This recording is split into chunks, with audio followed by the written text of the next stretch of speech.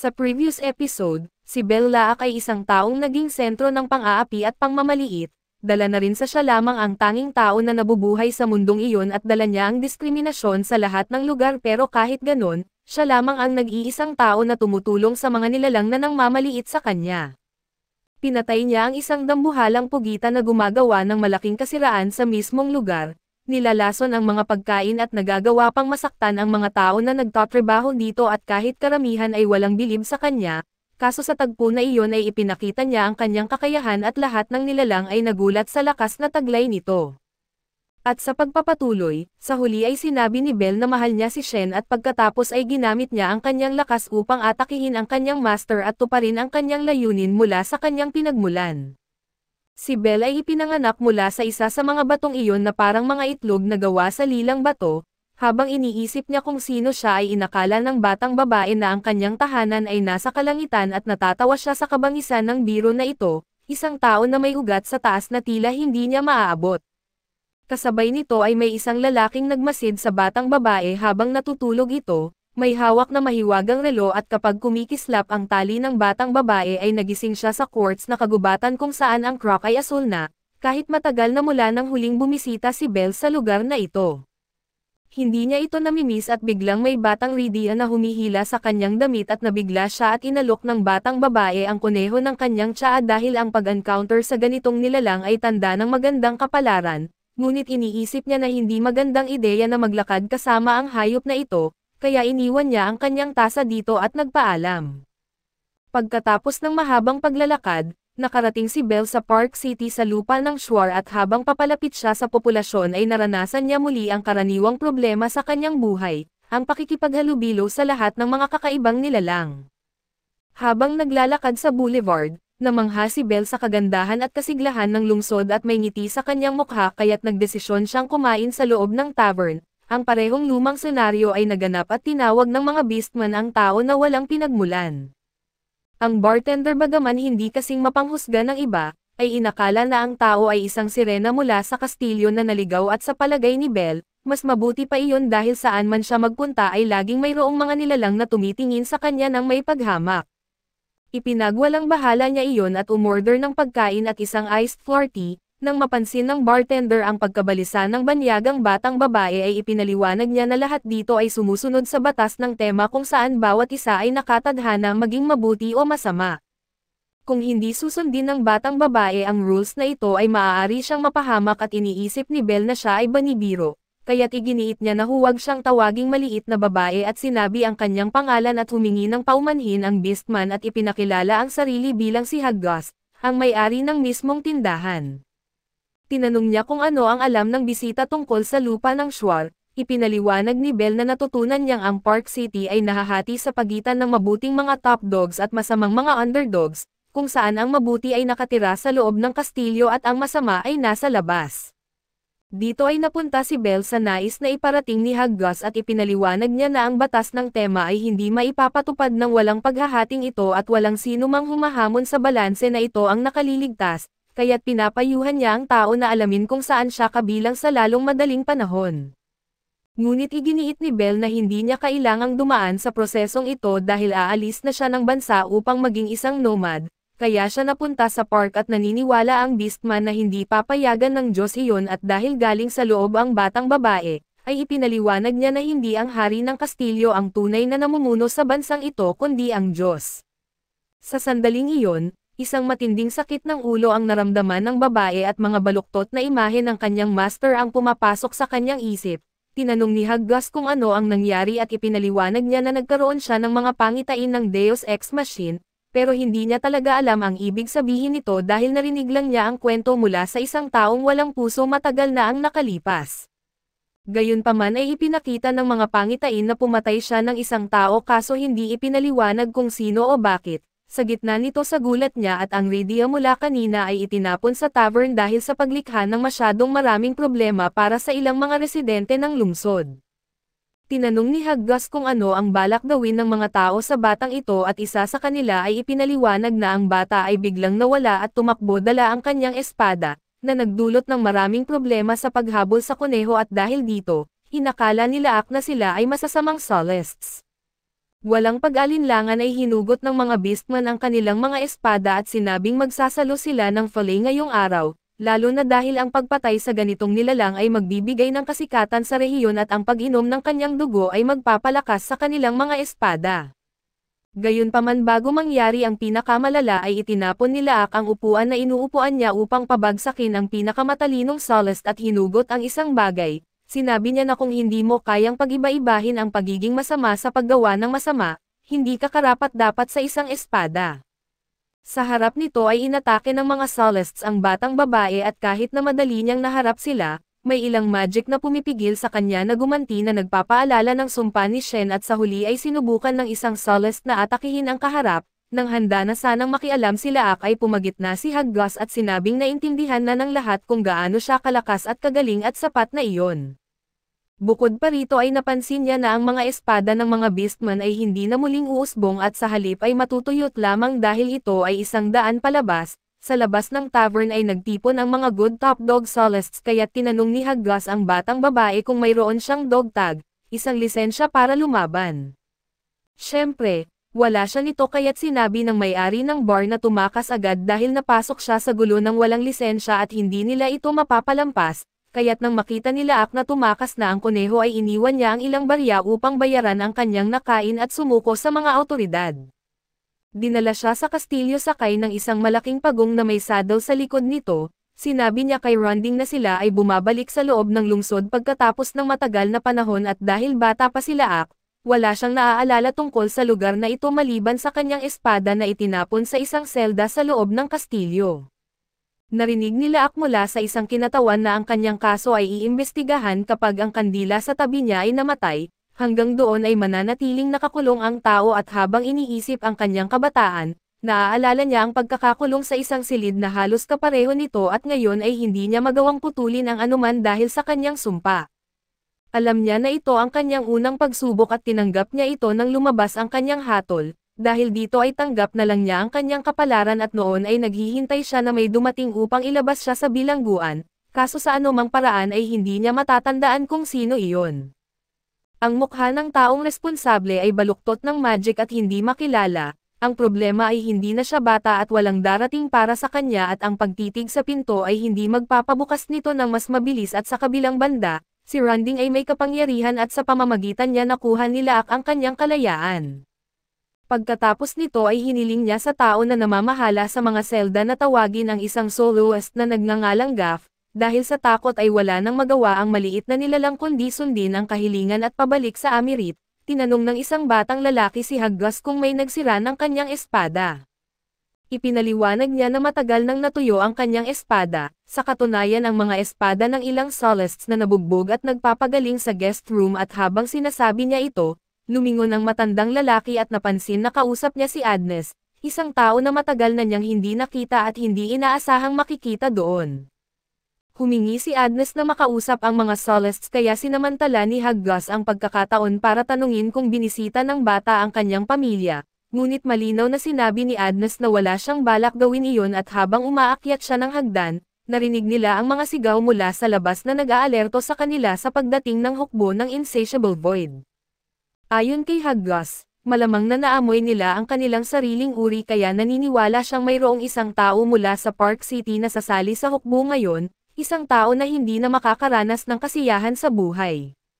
Samantala ay sinalubong ni Gaff si Laak matapos niyang ayusin ang kaso ng tao bilang personal na kahilingan mula kay Kana na alagaan ang kanyang apprentice, binigyan pa niya si Laak ng dog tag at hiniling na ilagay ang kanyang personal na spell dito.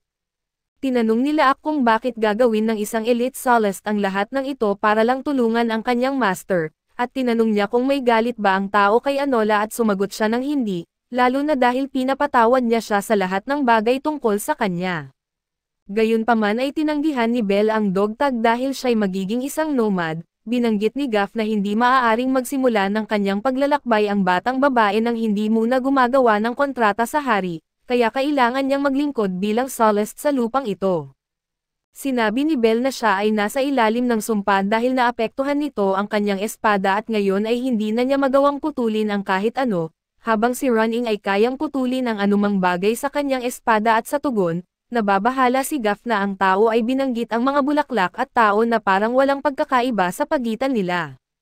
Sa kanya ito ay isang sumpa at sanay na si Bellaak na marinig kung gaano siya kabestial, kaya't bahagya niyang pinagtatawanan ang kanyang mga salita at binigyang diin na ang kanyang espada ay parang guwantes kapag hinawakan niya ang mga bagay, at ang pagkiskis sa talim ng espada ay laging pareho ang bigat na parang walang pagkakaiba sa anumang materyal. Gayunpaman ay isinasaalang-alang na apektado si Ronding. Sinabi ni Gaff na ang dog tag ay magiging napaka-importante sa kanyang paglalakbay at makakatulong na malutas ang misteryo ng sumpa at sa wakas, nagustuhan nila ang regalo at biglang muling lumitaw ang kuneho na nangangagat ng isang bagay sa tabi ng tao kaya naisip niya na dumating ito upang magpasalamat sa pagligtas sa kanya, kaya't napagtanto ni Gaff kung sino ang nagdulot ng lahat ng kaguluhan na ito. Sa anumang kaso ay naramdaman niya ang karangalan na may rabasa na kasama si Belle bilang bisita. Nagpaalam sila at ipinaalam ng Beastman na aayusin niya ang isang audience sa hari para sa kanya at habang papunta siya sa courtyard, narinig niya ang isang kanta mula sa mga manganganta ng agrikultura at naramdaman ang matinding nostalgia dahil dati siyang nagpa-practice ng kanyang instrumento, kahit na hindi naman nag-i-improve ang kanyang musika. Tinanong ni Gaff kung bibisitahin ni Belle ang kanyang mga magulang at malungkot siyang sumagot na hindi pa rin niya kayang makita sila. Mamaya dahil inayos ng Elite Celeste ang lugar para sa batang babae na manatili, sinamantala niya ang pagkakataon na maligo ng marangya kasama si Rabasa sa bathtub. Natuklasan niyang lalaki pala ito at tinanong kung saan niya gustong pumunta pagkatapos ng lahat, dahil hindi makapagsalita ang hayop ay niyakap na lang niya ito at malapit sa audience. Nakita ni Gaff ang dog tag na may nakasulat na salitang labak na ang ibig sabihin ay hindi pangkaraniwan, at sinabi sa batang babae na ang unang nagparehistro ng pangalang iyon ay si Kanan. Bigla niyang narinig ang isang boses na nagsasabing bilang isang maikling mang-aawit sa Belle, kailangan niyang maaliw ang Diyos para makumpleto ang kontrata dahil ang hari ay nagdadala ng kalooban ng Diyos, ang mga pintuan ng paglalakbay ay magbubukas lamang sa presensya ng royalty. Di nagtagal ay dinala si Labak sa silid ng trono at ipinaliwanag ng boses na ang hukuman ng hustisya ay binubuo ng 3 bulwagan na bumubuo ng crest ng lupain ng Shuar, ang dance hall, ang throne room at ang sword arena. Sa harap niya ay ipinakita si Drossel at ito ang puno ng espada ng Diyos, isang kanseroso na espada na lumalaki mula pa noong simula ng kasaysayan at ang pari-hari ay naninirahan kasama ang Diyos at may 2 mukha at ito ay top dog at underdog, sapagkat ipinapakita ng mundo ang dalawahang kalikasan nito sa anyo ng hari. Nang magpakita si Haring Rahid at tinanggap ang bisita, napansin ni Belle na hindi siya tinitignan ng puno na di katulad ng hari at kaya't hinugot niya ang Ronding at itinutok ito sa puno kaso walang nagbago. Sa paggawa nito ay nababalisa ang mga nilalang sa hukuman ng hustisya at inihayag ni Gaff na ang isang estudyante ng kilala sa Anolasan na si Belle Labak, ay nais makilahok sa ritual ng kontrata upang maging isang nomad at hanapin ang kanyang pinagmulan dahil nag-iisa siya sa mundong ito. Sa sinabi nito ay binigyan siya ng hari ng pagkakataong gumawa ng kontrata at tinanong ang bisita na pangalanan ang kanyang instrumento, pagkatapos ay itinaas ni Labak ang kanyang espada at inihayag ang gawa ni Drum, ang sikat na kompositor ng espada. Sinabi ni Rawhide na susubukan ang kakayahan ng bisita bilang isang shoe musician sa isang duelo laban sa isa sa 4 na champions. Si Sir Royal na ang espada ay nabasag ng tao at sa malayo, kung saan naglalakbay ang hukbo ng Insatiable Void ay nakatagpo ni Rome ang isang babaeng nagngangalang Drum sa loob ng isang tolda.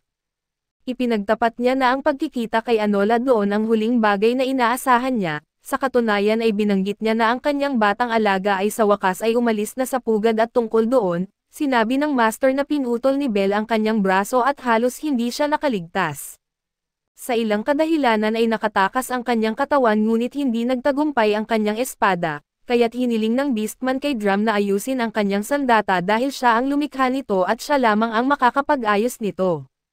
Sa pagbago ng paksa ay natagpuan ni Drum na nakakatawa na si Anola ay makakapagbuga pa rin ng mga ilusyon, pagkatapos ay inusisa niya ang tungkol kay Gaff at nais malaman kung natuklasan niya kung paano gumawa ng mga banal na abo, ipinaliwanag niya na si Gaff ay lumaki at magiging susunod na Royal Prince kaso hindi pa niya alam kung paano gumawa ng mga abo. Bagaman pumunta si Labak sa kastilyo upang tuklasin ang lihim at siya ang sagot sa kanilang mga panalangin, tagapagmana ng mga aral ng agham at may dala ng isang espada na ginawa ni Drum kasama ang gabay ni Anola, makakarating siya sa mga lugar na hindi nila inaasahan. Sinabi ni Drum na kakailanganin nila ng isang taong may pag-alinlangan sa karaniwang kaisipan tulad ng hukbo ng Void. Sa ganitong paraan ay masubok ang mga prinsipyo ng bawat kaharian kasama ang Deus Ex Machina. Kinabukasan ay ipinakilala ni Bell ang sarili kay Haring Rawhide sa harap ng kanyang kalaban na si Kero Royal na isa sa mga fiscal soloist ng Sacred Ritual. Hindi inaasahan ni Kerr na magkaroon ng rematch sa ganitong mga kalagayan ngunit sinamantala niya ang pagkakataon. Naalala ni Labak na nabasag niya ang espada ni Kero Royal kaso hindi niya maisip na matatalo sa kahit sino.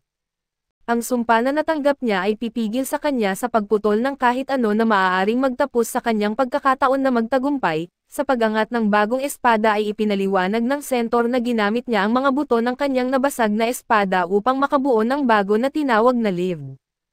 Ayon sa kanya, ang pagkabasag ng kanyang espada ay nagpatibay sa kanya at hindi nagpapahina kaya't nagpasalamat siya kay Labak at inilagay ang lahat ng kanyang kinakatawan sa duelo na ito. Hinugot ni Labak ang Runding na naglabas ng rosas na kapangyarihan na lumilipad kasama nito ang mga talulot. Samantala sa isang nakahiwalay na bahagi ng audience ay pinapanood ni Adinis ang laban at nagulat si Gaff na makita ang batang lalaki doon. Iniisip na kinamumuhian nito ang maikling musika na nilalaro upang maaliw ang Diyos at sa katotohanan ay dumating si Adinis, upang makita ang apprentice ni Kanan na kilala bilang The Little One. Sa Runding sa kanyang kamay, naramdaman ni Labak na kaya niyang malalampasan ang anumang hamon, hinahalikan ang talim at nagpapakita ang Arwin spell at sumugod siya sa Centaur upang simulan ang laban. Ang enerhiya mula sa espada ni Lived ay nakakatakot ngunit nanatili ang batang babae sa kanyang mahinahon na lakad. Sa totoo siya ay tumatawa habang nakikipaglaban na parang nag-e-enjoy siya at inihagis ng Centaur ang kanyang spell sword sa tao. Kaso naiwasan niya ito at mabilis na gumanti at tinamaan ang tadyang ng kalaban. Inakala ng mga manunood na tapos na ang laban dahil walang sino mang makakabangon matapos ang ganoong tumpak na pinsala. Gayunpaman ay pinipigilan ng sumpa ni Ring si Labak na masira ang kalaban, na nagdudulot ng galit kay Kero Royal. Si Bell ay naghanap ng paraan upang manalo sa kanyang isipan, galit na galit kaya't nagbigay ang soloist ng isang makapangyarihang hampas na nagpasugat sa mga kamay ni Laak habang inaatake niya gamit ang kanyang sandata. Gayunpaman ay kontrolado pa rin niya ang sitwasyon, umiikot upang makakuha ng momentum at hinahampas ang espada ni Liv na naghiwalay sa sandata ng kalaban na walang tsansang manalo. Muli ay napapahiya si Kero Royal at napaluhod siya sa harap ng lahat at nakiusap na wakasan na ang kanyang buhay. Subalit hindi kayang putulin ni Bell Laak ang ulo nito, kaya kailangan niyang tapusin ang kanyang tagumpay sa ibang paraan at lumapit siya kay Liv at pinutol ang espada nito sa kalahati, na nagdulot ng matinding takot sa soloist na sumigaw ng sakit na parang tinanggap ang pinakamasakit na hampas. Galit na galit kaya't tinanong ng mga manunood ang karangalan at respeto ng tao, hinihingi ng sabay-sabay na harapin niya ang martilyo ng takot bilang parusa at di umukod sa karamihan. Sumigaw si Labak na ito ang kanyang paraan ng pakikipaglaban at sino mang tutol ay dapat bumaba sa arena at resolbahin ito ng personal. Hindi lang niya ito sinabi kundi tumawa rin siya pagkatapos ng hamon. Kinilala ni Kero Royal ang kaluwalhatian ng nagwagi at ginamit ni Drossel at ito ang Diyos na espada, ang kanyang pisikal na anyo upang ipahayag na si Labak ay nakapasa sa kanyang pagsubok sa ritual ng kontrata. Matapos mawala ang galit ay kinilala ng Centaur ang lakas ng kanyang kalaban at umalis ng mayabang. Pinagtibay ni Labak ang kanyang sariling lakas sa lahat ng kanyang mga salita at sa wakas ay tinanggap ni Haring Rahid ang tao bilang isang soloist. Hiniling na igalang niya ang crest ng lupain sa pamamagitan ng pagtugtog ng tatlong gawa ng maikling musika upang mapatahimik ang Diyos. Gayunpaman ay hindi ito sapat dahil kailangan ding hanapin ni Labak ang chance sa isang termino na hindi niya maintindihan. Pinayuhan siya ng hari na obserbahan ang sumpang ipinataw sa kanya sa paggawa nito. Makakatanggap si Labak ng biyaya. Pagkatapos ng talumpati ng mataas na pari, ginagamot ng mga manggagamot ang nagwagi kasama si Gaff sa pamamagitan ng banal na abo at isa sa mga sugat ni Bell ay agad na gumaling na ikinagulat niya. Ipinaliwanag ni Gaff ang regeneration na katangian ng elementong iyon at personal na naglagay ng higit pang abo sa kamay ng tao, na nagbigay sa kanya ng paniniwala na kahit ang sakit ay parang kasinungalingan. Habang ginagamot ang dalaga, ipinakita ni Gaff ang pagmalaki sa kanyang tagumpay sa kabila ng kanyang pag-alinlangan sa paraan na natagpuan niya upang tapusin ang kanyang mga duelo. Pagkatapos ng lahat ang espada ng isang individual ay kumakatawan sa isang pagpapalawig ng kanilang katawan na halos lahat ng kanilang pagkatao. Tiyak na ang pag-uugaling ito ay naglalagay kay Labak sa mas masamang kalagayan sa mata ng publiko, kaso nararamdaman niyang wala siyang pagpipilian dahil ang kanyang sumpa ay pumipigil kay Ronding na mapunit ang laman ng kanyang mga kalaban. Samantala ay tinanggap ni Rawhide ang isang Beastman, tinanong kung balak niyang isakripisyo ang batang babae para sa kanyang makasariling kagustuhan bilang paraan ng paghihiganti laban kay Yggdrasil, ang Diyos na nagsumpa sa kanya. Bilang isang paring ipinanganak sa royalties, nakatakas ang Beastman mula sa Diyos nang siya ay maging isang Noah at bilang isang nomad na tumakas sa kaharian at sa isip nito, tinanong ng dalawang mukha ng Diyos at ito ang top dog at underdog, kung ano ang nakuha ng individual sa pagtatapos ng kanyang mapaghimagsik na paglalakbay. Walang natanggap na sagot, sinabi ni underdog na ang individual na ito ay dumating upang wasakin ang Diyos at habang naniniwala ang top dog na ang batang babae na may common sense ay malayo ang mararating, pinagtatagumpay ni Haring Rawhide na ang Beastman ay palayain upang mabuhay bilang isa sa mga patay. Sa ganitong paraan siya ay magiging ligtas mula sa pag-uusig ng Diyos sapagkat walang interes ang sinuman sa paghabol sa isang patay na tao. Sa ipinasang desisyon ay nabasag at bumagsak sa lupa ang maskara ni Canon Locke at umalis si Enola nang hindi nagsalita kay Drussel. Nagpaalam si Top Dog at Underdog sa kanilang nakababatang kapatid at sa pagdating ng gabi, nagpahinga si Belle mula sa matinding duelo na kanyang nilahukan sa arena at katabi niya na tulad ng dati, si Rabish nang umangat-ngat sa kahit anong makita niyang nakakatuwa gamit ang kanyang ngipin ng kuneho. Kinagat niya ang Steinderweisen at ito ang Philosopher's Stone, sa pagtikim ng isang bagay na kakaiba at nakakaintriga, ang hayop ay nag-transform sa halos anyong tao na nagpapakita ng kanyang kawalan ng pasensya. Itinuturing niyang kalokohan na iwanang nakatiwangwang ang isang mahalagang elemento sa mesa na parang isang garapon ng cookies, gayunpaman ay binuksan niya ang bintana ng kwarto at ipinadala ang kanyang mga formula upang ipakalat ang balita na nais niya. Agad niyang natagpuan ang kanyang hinahanap at nag-teleport. Samantala ang mga soloists na natalo ni Labak ay nakatanggap ng banal na abo mula kay Adam upang maibalik ang kanilang mga espada. Sa kabila ng mapang-akit na pangako ay binalaan ng isa sa kanila na nakaramdam siya ng kakaiba sa pananalita ng lalaki, na binanggit ang tungkol sa pagsubok ng kasamaan sa loob nila. Sa kabilang banda, hindi nagmamalasakit ang kanyang kasamahan at gusto lang niyang maibalik ang kanyang espada upang makabawi sa babae, at isang paraan upang magsimula ay ang paggamit ng item na ninakaw mula kay Rabasa upang akitin silang dalawa at patayin sila ng sabay.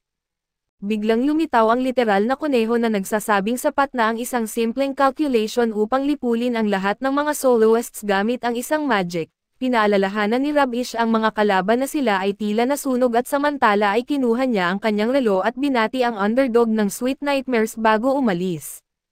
Nakakita siya ng isang delikadong pagkain mula sa lupain ng Shuar at kinuha ito. Sa labas batay sa pag-awit ng mga halimaw ay ipinapalagay ng kuneho na nag-e-enjoy ang mga Void Specters, kaso wala siyang balak makialam dahil ang kanyang minamahal na batang babae na may common sense ay hindi madaling magiging biktima ng nakakatakot na panaginip.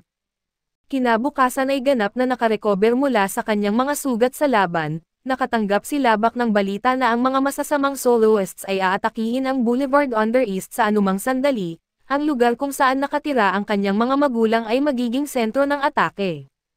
Galit na tinanong ni Labak kung bakit hindi sinabi sa kanya ito ni Gaff ng mas maaga, ngunit iyon ay labag sa batas ng tema na nagsasaad na tanging ang mga pinili ng Divine Summoner ang dapat makilahok, isang pagpili na magsisimula sa kastilyo. Hindi na makapaghintay, kinuha ni Labak ang Ronding upang umalis ngunit una ay tinanong kung ano ang mangyayari kung hindi siya matawag para sa depensa. Ipinaalam sa kanya ni Gaff na kailangan niyang bayaran ang timbang ng kanyang espada sa ginto at natatawa na sinabi ni Labak na ito ay magpapabankrupt sa kanya. Nagpaalam siya at umalis na nagdulot ng tunay na ngiti mula sa Beastman at pagdating sa sentro ng atake. Naglakad siya sa mga labi ng digmaan hanggang sa ipinaalam sa kanya na ang mga residente ay dinala ng mga mananakop at nagmamadali siyang lumabas ng gate. Iniisip na ito ay isang alitan tungkol sa mga musika ng agrikultura dahil wala silang epektibong paraan upang mapaunlad ang kanilang agrikultura, kaya't mahalaga na magkaroon sila ng mga musika. Sa pag-usad ay nakumpirma niya ang kanyang hinala nang makita ang mga tao ng Boulevard Under East na nakakulong sa mga mobile jails. Walang pag-alinlangan ay hinugot ni Labak ang Ronding at pinabagsak ang mga sundalong kanyang nakakasalubong. Nakita ng pinuno ng pagsalakay ang pagbagsak ng kanyang mga tauhan, kaya nag-conjure siya ng magic circle sa ilalim ng tao ngunit nasira ito ng Ronding at sinamantala ang pagkagulo na dulot ng kanyang mga sundalo, matagumpay na tumakas ang pinuno at sa wakas ay dumating ang mga tropa ng Park City. Nagawang maputol ni Labak ang shell ng bilangguan at napapalaya ang mga bilanggo, kabilang sa mga bilanggo ay ang mga magulang ni Belle na nagpakita ng labis na kasiyahan nang makita ang kanilang anak na babae pagkatapos ng matagal na panahon. Ganoon din ang naramdaman ni Labak na napansin kung gaano nakatanda ang kanyang mga magulang, sa sandaling iyon ay isang maliit na beast girl ang napayakap sa mga magulang ni Labak na ito rin pala ay kanyang mga magulang, sa isang halo ng emosyon sa harap ng kapatid na hindi niya kilala. Tinanong niya ang pangalan ng maliit na bata na si Belline, na literal na nangangahulugan na ito ang nakababatang kapatid ni Belle, masaya sa pagtanaw ng utang na loob sa pagpapalaki sa kanya at inanunsyo ni Labak sa kanyang mga magulang na siya ay magiging isang nomad. Pagbalik sa bahay sa gabi, napagtanto niyang nawala ang kanyang kwintas sa laban ngunit nagpasya siyang hayaan na lamang ito, samantala ang isa sa mga mananakop ay ipinagmamalaki ang ninakaw na kwintas mula sa tao. Biglang lumitaw ang kuneho sa harap nila upang humingi ng pabor at bumalik siya sa lungsod at ipinakilala ang sarili kay Labak bilang si Kitty, na nag-aanyaya sa kanya para sa isang lakad at nagulat ang tao dahil kilala na siya ng kuneho. Nagpasalamat si Kitty sa kanya sa pag-aalaga sa isa pang kuneho dahil lahat ng Rabasa ay mula sa iisang pamilya. Pagkatapos ay dumating sila sa pintuan ng On the Rocks, isang lugar kung saan nagtitipon ang mga nomads at nakaramdam ng kakaibang pagiging komportable si Labak habang humiling si Kitty ng kanta mula sa Bar Swallow, isang naglalakbay na mga awit. Hindi maintindihan ng tao ang layunin ng pagkanta nang walang intensyong magtayo ng isang bagay tulad ng mga magsasaka, ipinakilala ni Kitty sa kanya ang pinakatunay na anyo ng art prov at mga emosyon sa loob ni Labak na hindi niya alam na umiiral bago ang melodya, na nagpakita ng kapangyarihan ng sakit at pagsalba na pinagdadaanan niya sa buhay. Umiyak si Belle na iniisip ang kanyang mga magulang at inulit ni Kitty ang isang linya mula sa kanta ng Swallow, naway ang sumpa ay maging biyaya balang araw sa pamamagitan ng ironya ng kapalaran, ang Swallow ay maaari lamang magsalita kapag kumakanta at ito ang kanyang sumpa.